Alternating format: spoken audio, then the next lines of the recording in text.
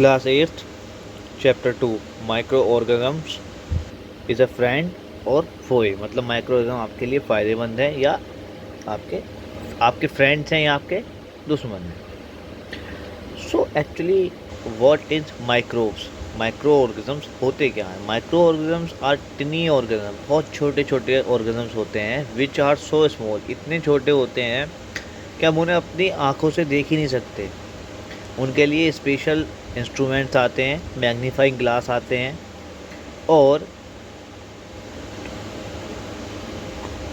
मैग्नीफायर्स आते हैं और क्या होते हैं, माइक्रोस्कोप यूज़ होता है जिसके थ्रू हम बैक्टीरिया को, प्रोटोजोआ को, फंगस को, इन्हें माइक्रो ऑर्गेनिजम्स को देख पाते हैं। माइक्रो ऑर्गेनिज्म होते कितने टाइप के हैं? सो माइक्रो ऑर्गेनिजम्स होते हैं 4 टाइप के। माइक्रो ऑर्गेनिज्म को 4 कैटेगरीज में डिवाइड किया गया है: bacteria, fungi, protozoa and algae. Bacteria are coccus, bacillus, spirillum and many other. Bacteria are very small single-celled microorganisms which have cell walls but do not have an organized nucleus and other structure. मतलब cell wall तो होती है, nucleus नहीं होता, मतलब single cell organisms होते हैं। ठीक।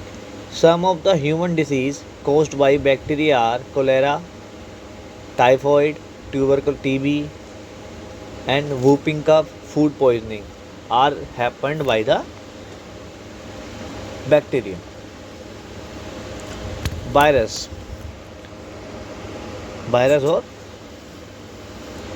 एक कैटेगरी और है वायरस कैटेगरी, वो उसके बारे में चल डिस्कस करते हैं। पहले प्रोटोजोआ के बारे में डिस्कस करते हैं। प्रोटोजोआ का एग्जांपल है amoeba, paramecium, Plasmodium. Plasmodium is cost malaria के पीछे जो आपका रीज़न होता है प्लाज्मोडियम होता है। Plasmodium it is a protozoa. So protozoa are a group of single cell microorganisms which are classified as animals. Multi group होता है सिंगल सेल माइक्रो ऑर्गेनिजम्स का। ठीक है। So disease like dysentery, malaria are caused by protozoa. Amoeba is the example of protozoa. Next is algae. Algae is a large group of simple plant-like organisms. Plant-like organisms होते हैं, large group होता है इनका. They contain chlorophyll and produce food by photosynthesis, just like plants. Algae, however, differ from plants because they do not have proper roots, stems, or leaves. Some of the examples of algae are Climodiums, Spongia, blue green algae, diatoms and seaweeds तो आपने देखे होंगे, जो पोन्स होते हैं, पोन्स के ऊपर जो ग्रीन आ जाता है वो एल्गी होती है, जिसे हम काई भी बोलते हैं। Next is fungi. What is fungi? Fungus का नेम सुना होगा आपने, fungus. This is caused by micro organisms. Fungi are a large group of organisms which do not have chlorophyll and do not photosynthesis. Some example of fungi are yeast, molds, bread, penicillium, aspergillus, mushrooms, toadstools, puffballs. These are the example of fungi. So some of the human diseases caused by fungi are ringworm and athletic food. देखिए fungus की वजह से क्या होता है, रिंगवॉर्म्स हो जाते हैं या एथलीट फूड हो जाता है, पैरों में हो जाता है। ठीक है। कुछ देखिए इस तरह का होता है बैक्टीरिया के डायग्राम है, आप देख रहे हैं, ये बैक्टीरिया का आपका डायग्राम है। चलिए अब बात करते हैं, नेक्स्ट टॉपिक है हमारा माइक्रो ऑर्गेनिजम्स और अस। हमारे और माइक्रो ऑर्गेनिजम्स में क्या चीज़ कॉमन है? तो इनिशियली जब micro organisms are used for various purposes by human beings as well in nature. Some of the beneficial effect of micro organisms are as follows. देखिए कुछ बेनिफिशियल इफेक्ट्स हैं human के लिए माइक्रो ऑर्गेनिजम्स के। These are microorganisms are utilized in the making of curd, bread and cake. Curd, bread और cake बनता है आपका, उसमें आपके माइक्रो ऑर्गेनिजम्स हेल्प करते हैं। Micro organisms are use in production of alcohol, wine और एसिटिक एसिड यानी कि विनेगर हो, एल्कोहल और वाइन के प्रोडक्शन में भी micro organisms is very helpful. Micro organisms are use in the preparation of medicines called antibiotics. Antibiotics medicine के लिए भी आपको माइक्रो ऑर्गेनिजम्स की रिक्वायरमेंट होती है। ये एंटीबायोटिक्स बनाने में आपके bacterias and micro organisms are useful.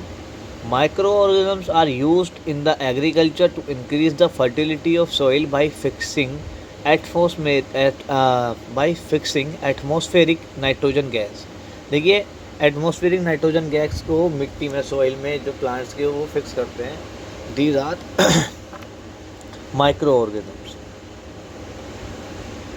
So how making a curd कैसे बनता है? How milk is turn into curd by bacteria.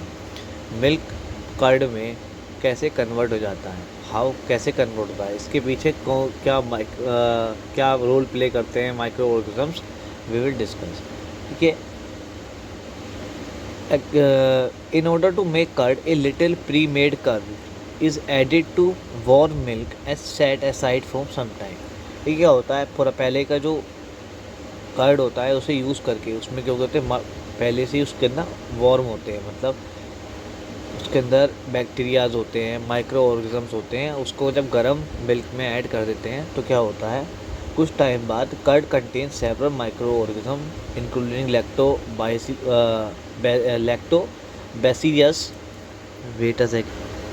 Lactobacillus, bacterium and other formation to promote the formation of curd from milk. देखिए, जो lactobacillus है आपका, जो micro organisms है, ये क्या करता है, ये प्रमोट करता है formation of curd from milk. Okay, now how bread is made. How bread is made. So yeast is used in baking industry for making bread.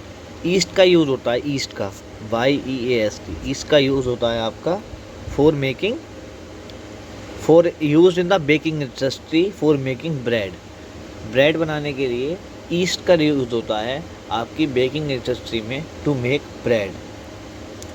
When yeast is mixed in dough for making bread, the yeast reproduces rapidly and gives out carbon dioxide gas during respiration. The bubbles of carbon dioxide gas fill the duff and increase its volume. This make the bread rise. Now commercial use of microorganisms. Microorganisms also used in commercial purpose, where microorganisms are used for large scale production of alcohol and acetic acid. Vinegar और alcohol के large scale production में भी आपका micro organisms use होते हैं। The process of conversion of sugar into alcohol by the action of yeast is called fermentation. ठीक है, fermentation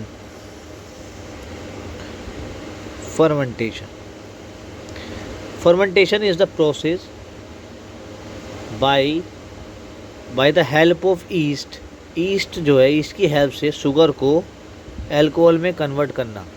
देखिए, ईस्ट की हेल्प से शुगर को अल्कोहल में कन्वर्ट करना, इस प्रोसेस को बोलते हैं fermentation. Okay,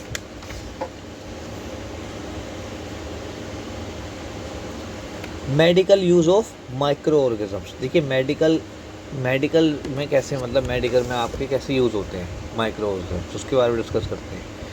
medicine which stop the growth of or kills the disease causing microorganisms is called an antibiotics. देखिए, जो मेडिसिन जैसे कि एंटीबायोटिक्स क्या होते हैं, एंटीबायोटिक्स क्या करते हैं, जो डिसीज़ कॉजिंग माइक्रो ऑर्गेनिजम्स होते हैं उनको किल कर देती है, उनको एंटीबायोटिक बोलते हैं। The source of antibiotic medicine are micro organisms. देखिए, एंटीबायोटिक मेडिसिन की सोर्स भी आपकी माइक्रो ऑर्गेनिजम्स ही हैं। Antibiotics are manufactured by growing specific microorganisms. Some of the common antibiotics which are made from fungi and bacteria are penicillin, streptomycin, erythromycin and tetracycline. These are the name of drugs that are made antibiotic drugs antibiotic drugs that are made by the help of microorganisms. Antibiotics are used to treat many diseases in humans. Antibiotics are however not effective against disease caused by virus. देखिए antibiotics आपकी virus से जो disease होती है उनके उनके मतलब उनसे लड़ने के लिए तो ज़्यादा आपके अगेंस्ट उनसे वायरस से तो लड़ती ज़्यादा इफेक्टिव नहीं होती, बट जो प्रोटोजोआ, एल्गी, अदर्स जो होते हैं माइक्रो ऑर्गेनिजम्स, उनसे हेल्प करती है. Antibiotic should be taken only the advice of qualified doctors. Antibiotics should not be taken unnecessarily.